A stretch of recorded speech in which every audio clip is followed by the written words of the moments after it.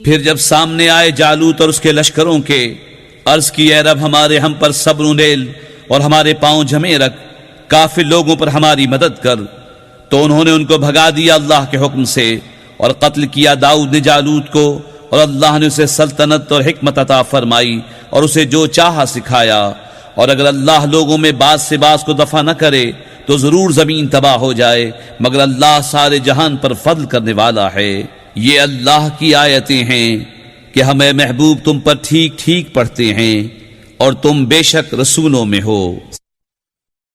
یہ رسول ہیں کہ ہم نے ان میں ایک کو دوسرے پر افضل کیا، ان میں کسی سے اللہ نے کلام فرمایا، اور کوئی وہ ہے جسے سب پر درجوں بلند کیا۔ اور ہم نے مریم کے بیٹے عیسیٰ کو کھلی نشانیاں دیں اور پاکیزہ روح سے اس کی مدد کی۔ اور اللہ چاہتا تو ان کے بعد والے آپس میں نہ لڑتے بعد اس کے کہ ان کے پاس کھلی نشانیاں آ چکی، لیکن وہ مختلف ہو گئے، ان میں کوئی ایمان پر رہا اور کوئی کافر ہو گیا۔ اور اللہ چاہتا تو وہ نہ لڑتے، مگر اللہ جو چاہے کرے۔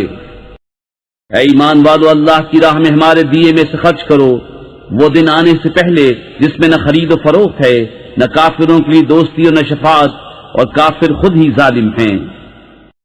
اللہ ہے جس کے سوا کوئی معبود نہیں، وہ آپ زندہ اور اوروں کا قائم رکھنے والا، اسے نہ اونگ آئے نہ نیند، اسی کا ہے جو کچھ آسمانوں میں ہے اور جو کچھ زمین میں۔ وہ کون ہے جو اس کے یہاں سفارش کرے بے اس کے حکم کے؟